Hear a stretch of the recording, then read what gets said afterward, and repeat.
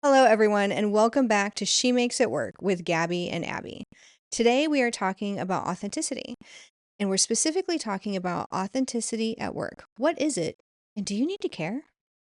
Abby, what does authenticity mean to you? Great question. To me, authenticity means bringing who you are and how you feel into any situation and honoring it. Doesn't mean you have to act on it, but really honoring it, understanding where you're coming from at any given time and showing up and not just doing the things that you think people want to see or hear from you, but doing the things that matter, doing the things in your own way, in the way that you show up. I like that. I think authenticity is definitely showing up as your whole self and your real Mhm. self and being genuine.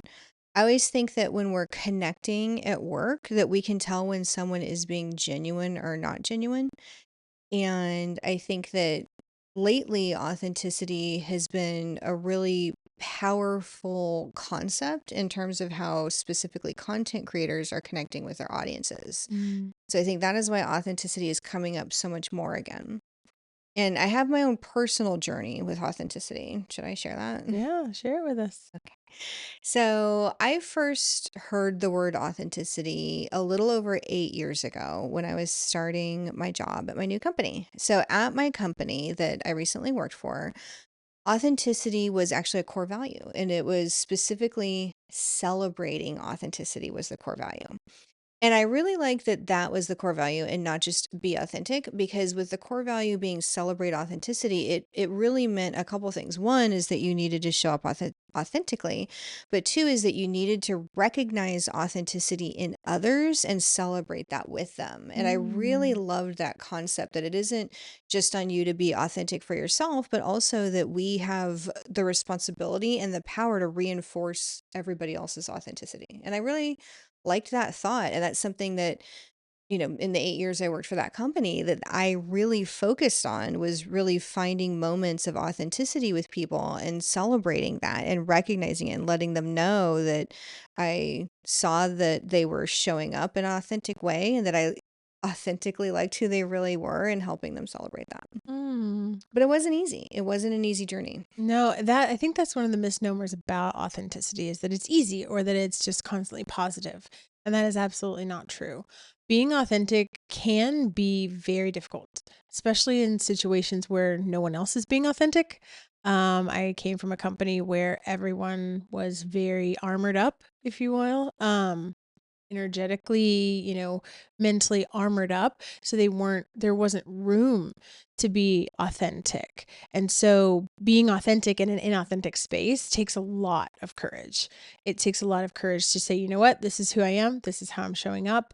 I worked in a world that was all khakis and Patagonia jackets, and I would show up in my bright colors and my feminine outfits. And this is who I am. And you're still going to take me seriously because I still am serious.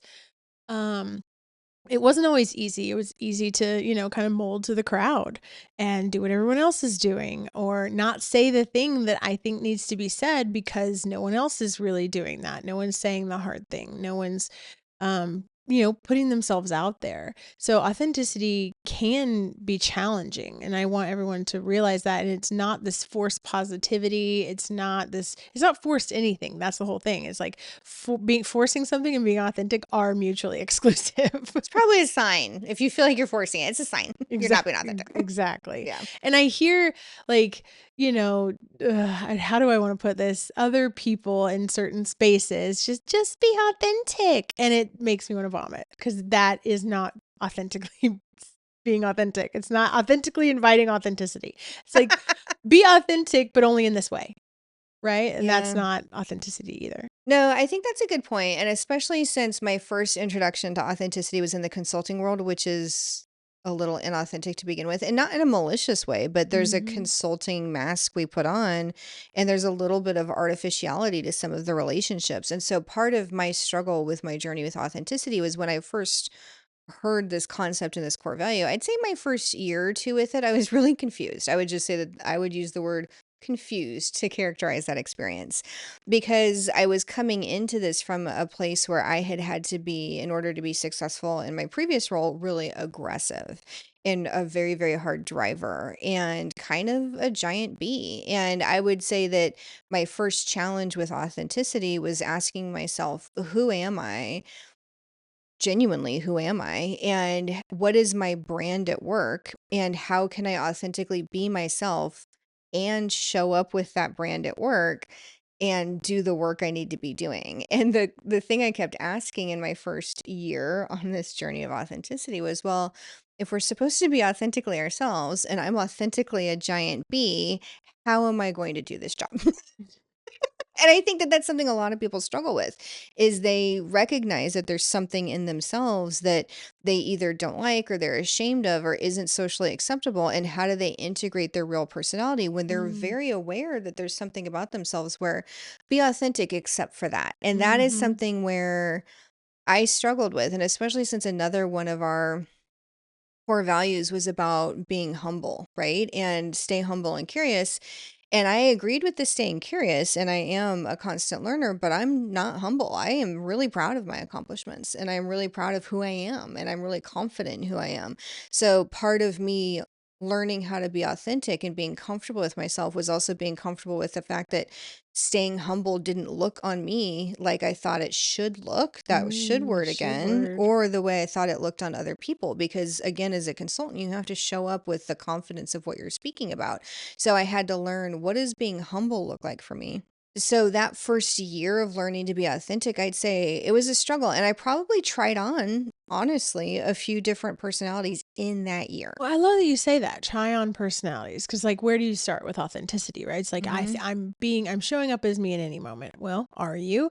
Trying things on is a really great way to find what works and what doesn't. So I love that frame, and I do that with mindsets too. Hmm. And I'm authentically a mindset person, so I always go back to that, where if I'm having a really hard struggle, I'm struggling with something. I'm really trying to work through something. I'll try on different mindsets.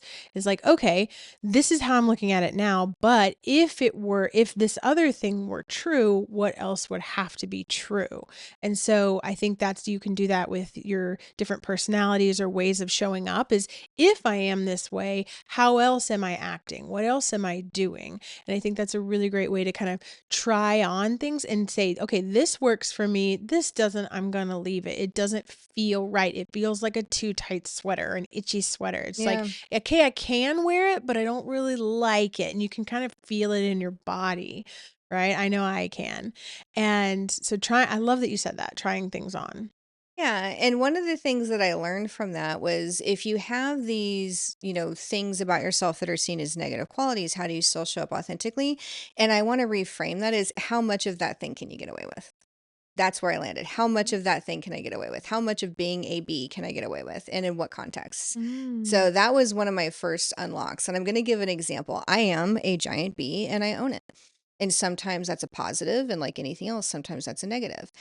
And I decided that what I get to do is lean into being sassy. And so I can be authoritative. And then in other contexts, I can be fun and sassy. I can't be sassy when I'm being authoritative because that is Mm. terrifying to people and they don't find it humorous. But I Mm. get to express my kind of B side, I'll call it, in these sassy ways, even with clients. Like, clients genuinely love my authentic self. Like, I have amazing client relationships, and it's because I'm always me, and because I'm always me, they feel like they can really trust me because I'm so real, if that makes sense. Like, so when Mhm. you're authentically yourself, people just automatically trust who you are because you have the integrity to show up as your full self all the time. And that means that integrity is going to translate into other things. Integrity. But I have a really funny story, and I'm going to tell you this, and I'm going to say, be careful. Don't go do this yourself unless you can, but you're going to have to ask yourself, can I get away with this? This is the how much of a bee can I be getting away with, basically. So I was in a meeting, this was a couple years ago. And I was in this meeting with our team, like our internal company's team, but it was about a client project. And for whatever reason, this team was like really, really spicy about using this certain technology, which was the wrong technology. This goes back to working in a silo, which we talked a little bit in the AI episode.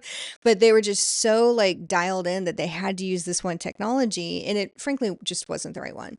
So I was gently trying to get them there. And I'd been trying to get them there for a few weeks. And we were in this conversation, and this architect just got a little like feisty, and he's like, we will never be using XYZ technology, and I will die on this hill, right? And I'd already explained that the client strategically wanted to use this technology, that the client had invested in this technology, that it was probably not a good thing for the longevity of this person's career working with the client to be pushing against this technology, and none of that was landing. So, they're sitting there going, I will die on this hill. And I said, all right, buddy, I will see you in hell then, because we are sure as fuck going to be using this. Okay. And we did. But I thought it was funny, right? That is funny. That is very funny. I wasn't mad. Okay, bye. Right? But yeah, okay, bye. Mic drop, right? But I wasn't mad, but I was really kind of adamant about it. And did I get away with it? You know what I mean? Like in some ways, half the people Did you? I did. Half the people in the meeting thought it was funny. Half the people were probably terrified. And I don't know if this is a good part of the story. It turns out he was not someone who worked for our company. He worked for the client directly. He was the client's employee. And no one told me that going into the conversation. Oops. So I'd say the only blowback I got out of that one was the project manager pulled me aside and she's like, hey, Gabby, fun meeting. That's always that means it wasn't she's fun. like, fun meeting. She's like, but maybe dial it back when the client's on the call. And I was like, awesome, totally happy to do that. It was her project team. I'm like, also maybe tell me when the client's on the phone, because 99% of the people on the phone were our actual employees and not the clients. And I did not know that. So anyway, but that's where I'm saying use your best judgment. You still might misstep, but is it catastrophic?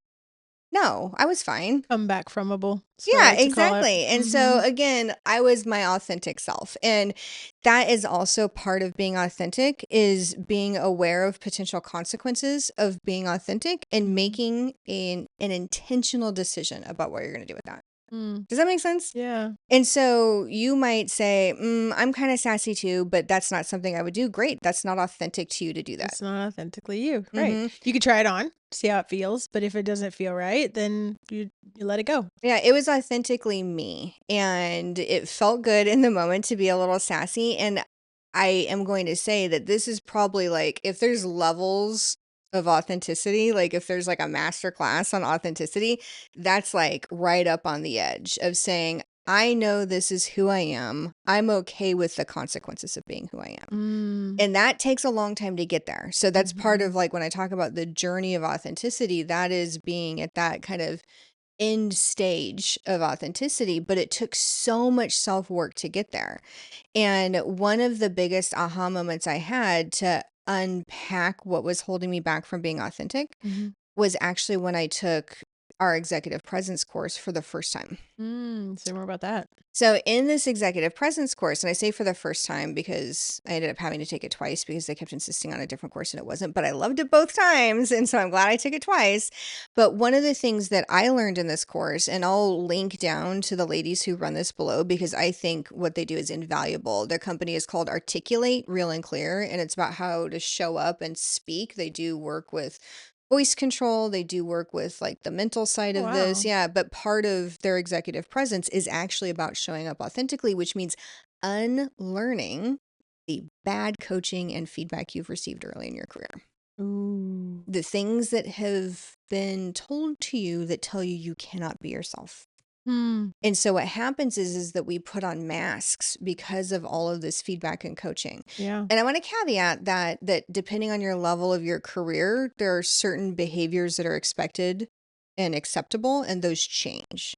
So depending on your career stage, you need to show up differently as yourself. And so learning how to be yourself at different career stages is important. But when you're in these leadership roles internally with your client, this artificiality of wearing a mask is very apparent and very jarring. And so I had learned earlier in my career not to be so direct. Yeah. Not to be joking because it might not land well with certain people. That's something you learn early on as a consultant, is don't rock the boat, basically, right? Yeah. But later in your career, you're expected to show up with more of a point of view, That is definitely a mindset switch, right? like from early to later in your career. That is really a thing. That is definitely a thing. Hmm. Is like when you're early in your career, you're more don't rock the boat. But as a leader, you are expected to rock. That's why you're there, is to make sure that, you need to rock the boat when you need to rock the boat. So that's definitely a mindset shift from, as your career trajectory changes or as progresses. And I'll have to say that to reinforce what I learned in that executive presence course, which was to set down this artificiality, it was great because they actually do exercises with you and they'll make you say hard things. And they'll say, why Mm, are you using that tone of voice? Were you taught to soften that message? wow. Don't do that. And that was so powerful because I'm just going to keep plugging these ladies because they're amazing. They'll actually record you and make you watch yourself. And you'll hear this artificial tone you're putting on or this thing. And I'm like, yeah, you know, I was taught that I was like a little too direct and I had to like soften my message and I had to scale it back. And they're like, yeah, no, it looks really fake on you. Because I'm like, and I do it and I'm still not getting the result I want. And they're like, it Mm, looks really fake. And then I was working with a mentor a couple of years after that. And again, mentors, so powerful, find good ones. And every mentor I've had, even if they haven't been great, I've always been able to take away a nugget of something from something, them, a right. nugget. And the mentor told me, because she's like, Gabby, you've got to stop being a people pleaser. Oh, no. Abby, do you think I'm a people pleaser? No. Do you know why? Why? Because by the time you met me, I did a lot of effing work. Stop being a people pleaser at work. I was gonna go It into was people work, pleasing because work. you cannot be a people pleaser and be authentic. And do They you know how are she got mutually me past exclusive. it? How? She specifically said to me, you are going to piss people off and it needs to be okay. She's like, if I don't piss off somebody once a week, I'm not doing my job as a leader. Mm, And so it turned it from, hey, you're going to sometimes upset people if you show up who you are and you have to learn to be okay with it. She turned it into, it is expected. You have a big personality, you show up strong, and when you're really yourself, some people may not like it and it is okay. Not only is it okay, you're probably not being yourself if you're not upsetting somebody. Just like it took me a while to process that. I'm not saying I woke up the next day and I'm like, like that. awesome, ready to Yeah. go. It did. It took me a while, but once I did, I was really able to embrace my full self and to set down the people The pleasing expectations tendencies, of others. Yeah. but then also realize that I love being of service to others. And so that is like that can turn into people pleasing so easily, Yeah. but setting down the behaviors that mean I'm not myself and knowing that I can be of service better when I'm my real self. Like, Mm, whoa, right? yeah. Anyway, that was huge. So I went from who am I and how do I show up authentically when there's these things that other people don't react well to me to being like, I'm going to be myself and it's okay if they don't react well to it or if they Yeah. don't enjoy that. That's I'm gonna okay. be okay I'm going either to be way. okay no matter what. Mm, Huge. huge. That's game changing. Game changing. Yeah. Yeah, I've had, former people pleaser recovering, I like to say. You are still recovering. Recovering people pleaser for sure. Mm-hmm. I once had a boss directly tell me, "Well, you're kind of a people pleaser." And I was like, "Oh my God, he can see me." I just was like, "Nobody knows, it's fine." No, people know, just so you know. We can see it. Um and so I was like, and then I took that as a challenge. I was like, well, screw you. No, I'm not. And then I'm like, okay, how do I not be? Right. And it's doing the hard things of when somebody asks something of you that you're either incapable or unwilling or unable to give, you say that. Say that. And it goes back to boundaries, right? I think boundaries are what keep us in authenticity and out of people pleasing. Yes. I think boundaries are super important. You're And very good with boundaries. Say more about boundaries.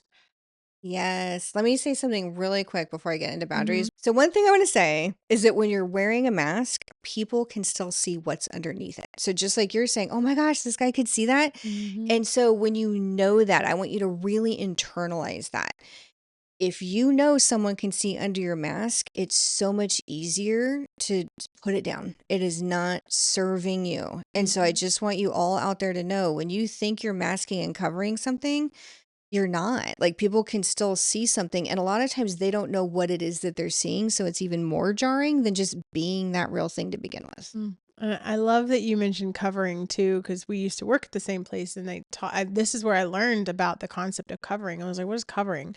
And again, I'm a single mom, and I was working and would have to handle things with my child or things like that, but I felt like I had to show up as if I didn't have a child, and that Oh, made it even ouch. harder. I couldn't inconvenience work with like my home stuff. It was really tough. It was really, really tough, and it led to a breakdown, I'm not gonna lie.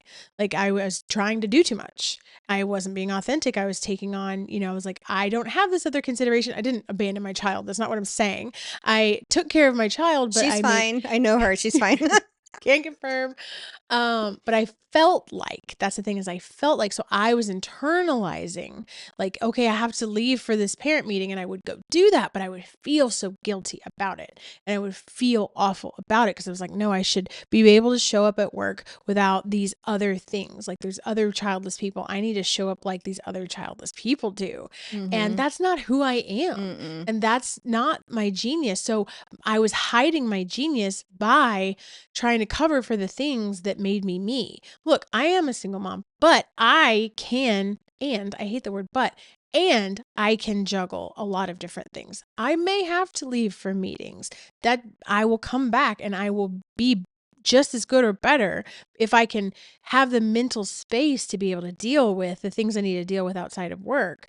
And I will be able to bring my full genius knowing that I don't have to hide anything because the hiding is what took up my genius, if And that it makes takes up sense. so much cycles to do that. And then it puts you in these uncomfortable situations. But it's really interesting to me because I think of all the jobs out there in all the industries, consulting is actually the most flexible in some ways. Like, even though you have to be like with your client, on for your client, Mhm. so many people in the consulting world have kids and they like the flexibility of the schedule because they're doing drop off and pick up. Mhm. So, one of the things that I've noticed working in consulting and with a lot of other companies as well is people are very comfortable setting boundaries Mm, around when they need to be dealing with childcare. right. And that's a huge thing is being okay accepting this about yourself and then being okay setting that boundary around this is something I need to be doing and then not worrying about the work that you're not doing while you're picking up your Right. kid and knowing you can come back to it later. So that's the boundary around the time and it's the boundary around your attention and mental energy as well.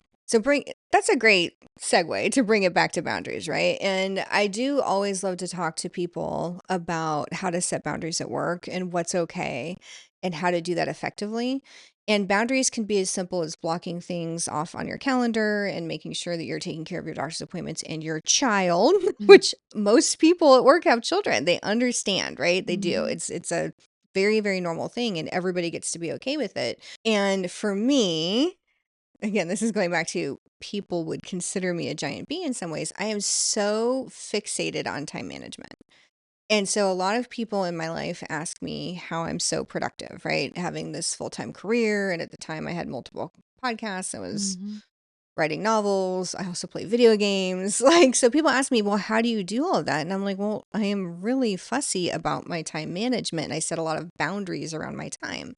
And one of those, including being incredibly productive at work in my day job, is being really spicy about meeting times. They start on time and they end on time. And to me, that is a specific and firm boundary I have. And every single person I work with will do an initial meeting, a boot up or just working styles, even individually. And I'm very open and I say I am really fanatic about time management.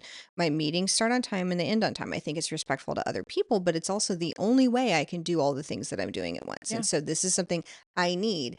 So in meetings, again, I tell everybody I work with that I work this way, and they still are a little surprised in the first few meetings with me because I will literally hang up a meeting when it's time. Not when it's done, but when it's time. Yeah. And again, I'm great at facilitating meetings and keeping meetings on track. And even with all of that, there's still going to be people who show up late and who then want to make the meeting run late because they were late and then they'll like ramble even if I'm trying to keep them on track. That's all fine. Again, I'm amazing at managing that and it's still going to happen. That's totally fine. You just have to accept that. But part of me accepting it is still hanging up the meeting when it's time. And a lot of times if they're still talking, I won't interrupt them, but I'll wave and hang up.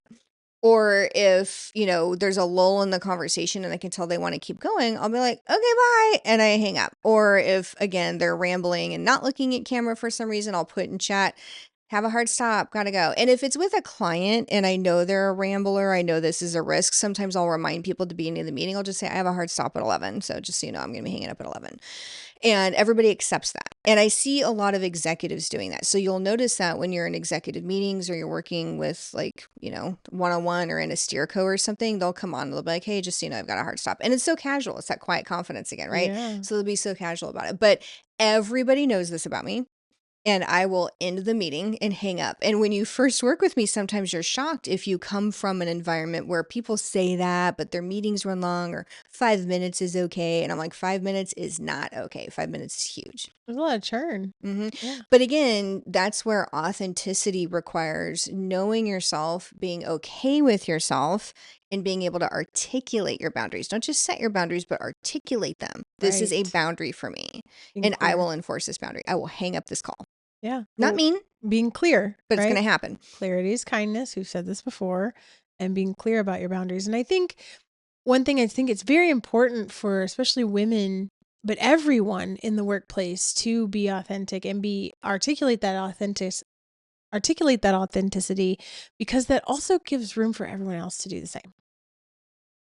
Like there's that social proof. If one person does it, it gives everyone else permission to do the same. And I think if you show up authentically, you're making it a safer space for other people to do the same. And I think that's how we grow. And that's how we all get better as a society, as a workplace, in general, is we all start showing up as our true selves and holding those boundaries that we need to keep ourselves safe and productive.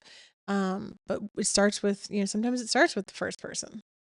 I'd say that's how you build a culture, and Yeah. that's how you maintain a culture. So, like Yeah. I mentioned, celebrate authenticity was a core value at the company I was working at. I did notice that as we grew and grew and grew, we were losing a little bit of that. And I had made a conscious decision that I'm going to continue to be the standard bearer for certain values. And that was one that was obviously near and dear to my heart. I had done so much work to reach this point of authenticity. And in order to foster an environment of psychological safety, Mm. it was really important that that culture continued, because if it Mhm. didn't, I would have to scale it back. And as a leader, it was so important for me to provide to others what I had learned and what I had gained from that as well. So I had an opportunity a few years ago to build out a new practice and build out a new team and hire a bunch of people. And so this is why this one's really meaningful to me when you talk about modeling authenticity. Yeah. And I built out this new team, and I made sure that I hired a very diverse team in all ways as much as possible. So both race, culture, gender, but also on top of that, also personality. And I had hired a couple of what outside, might be considered a little bit of weirdos. I'm a little bit of a weirdo.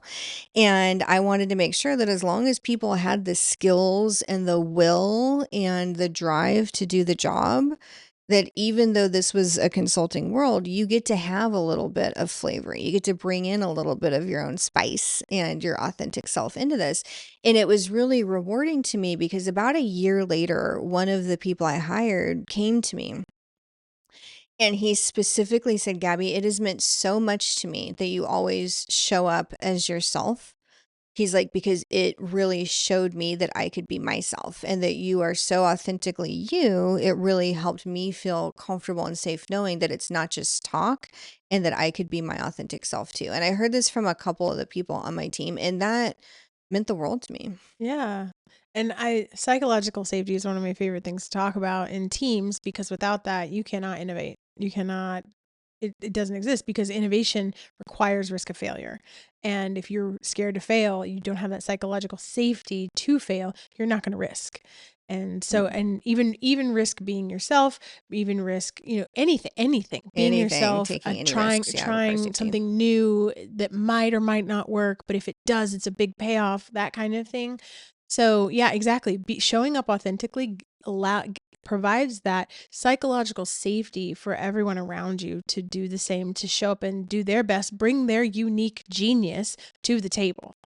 Bring their unique genius and feel comfortable being their whole self. Because Mhm. one of the things that we learned in that covering series that you Mhm. mentioned is that if you think about how much mental and emotional cycles are consumed by covering and Oh, by masking, so much.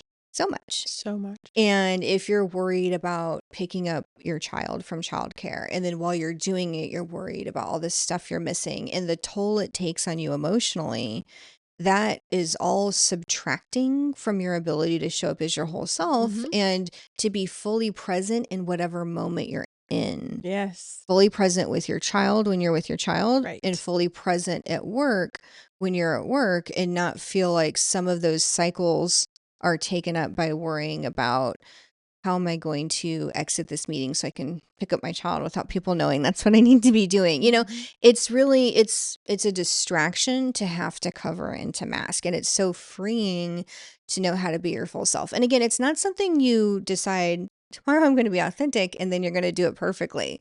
You need to try some things on. Mhm. You need to make some missteps, but it requires digging deep into knowing who you are. And then when you talk about, or when we talk about branding yourself at work, because part of it is branding your authentic self at work, taking that authentic self and turning it into something that is in your brand. We'll talk about this more when we do our, personal brand at work series. Really, what that means is what are the things you want to highlight about yourself to create your brand. And one of the things I like to highlight about myself is I'm an authentic person. I'm a person with boundaries. That is part of my brand. People know that about That me. is something everyone knows about. Whoever knows you knows that about you. And honestly, they respect it. Even people You who have to. may not like me respect You that don't have to about like me. it, but you have to respect it. Yes, Yeah. and so I just want everybody to know that there's not just freedom in being your authentic self, there's power in being Mm, your authentic self, yes. and be able to craft your brand story around what you've discovered about your own authenticity. Great point. Yeah. Is it? Does that Yeah. resonate? It does. Yeah, It really does. I love that you turned it into power it's because power. it's all, well, and then it becomes a choice, right? You're Yep. choosing, and the power's always in the choice. That's one of my Mhm. favorite sayings is the power's always in the choice. And so when you choose to show up authentically, it is inherently powerful. And I hope that telling that story helps alleviate fears for people, because you might be afraid, well, how is this going to land with my stakeholders or my clients or with my executives or whoever it is that you're interfacing with that has some sort of authority over you. And I just love to share my story because part of that story is it lands well. They resonate with it. They react to it. There's a comfort and a trust in knowing that you're always real. And so with my clients, that translates into they know I'm not going to sell them something they don't need because Mm-hmm. they know that's not authentically me. They know I genuinely care about them because when I show up with my authenticity, they can tell that it's coming from a place of caring and a place of genuine service to them. And so when you find out what your brand is and you know who you are, just know that that's going to resonate with people. And it's just like when people are starting social media careers, for example, everybody says, find your niche and be yourself because your audience will find you and it will Mm. resonate with them. So what we're talking about is translatable to anything that you're doing with people. And you will only be truly successful when you know who you are and you're okay with who you are and you know how to show up as that. The right people will resonate with it. Absolutely, because I actually recently read the stat that, where there was a question of like, what's the most powerful human emotion? And people think love. And that's a very, very powerful one. However, the most powerful human emotion is authenticity. It is 400 times stronger than love. So Mm, even if you're not saying something somebody likes, if you're authentically saying it, it is powerful. So authenticity is literally the most powerful human emotion known to man, known to mm. humans, Yes. known to humans. Known to humans. Yeah, I think it's true because even, yeah, in my world, I'd say that there are so many people who respect me, and it doesn't matter if they like me or not. Like client executives, like they all respect what I'm telling them. Mhm. And that's actually what matters is authenticity gives respect and trust. And that matters more than being liked. So don't worry that people aren't going to like you if you're authentic self. It doesn't actually matter, Mm. right? Because authenticity is more powerful than It's more love. Then powerful. it's certainly more powerful than like. Ooh. Facts, mic drop. Yeah. So I'd say don't worry so much about likability. Focus on authenticity. The right people will resonate with it, and nobody else actually matters. Mm-hmm. This is a great chat. I hope we get a lot of questions about this. So if you have questions about how to show up, what really is it? What isn't it? Right? Let's engage in a dialogue about this. I feel like there's more here to talk about. And so definitely invite your comments, your thoughts, experiences on when you've been authentic, when you haven't. Like engage with us on this. I feel like there's like a whole community chat we could have about this. I think so too. And I also think one of our next topics on this needs to be authenticity and vulnerability. Because I think there's just some confusion about Yeah, vulnerability in a delineate professional between the two. setting and what does that have to do with authenticity. And I think that's a good topic. I think getting into branding is good. And then again, those are our thoughts. And like Abby said, I'd love to hear what y'all want to hear more about and what's resonating and what's not. Because yeah, it's been a journey. Mm. I'd say my journey with authenticity wasn't necessarily the full 8 years, but it was about 6.5. Oh, wow. So, but again, that's to get to what I consider to be the peak of authenticity, and every step you take is valuable. All right. All right. Thank you all so much. This has been She Makes It Work with Gabby and Abby. So glad to have you here with us on this journey. Please like and subscribe. Yes. And if you're on podcast, Spotify, Apple, where all the podcasts are, give us a 5-star rating. That really helps our show grow and other people to find it. That's right. Thank you all so much. Okay, Okay, thanks. bye. Bye.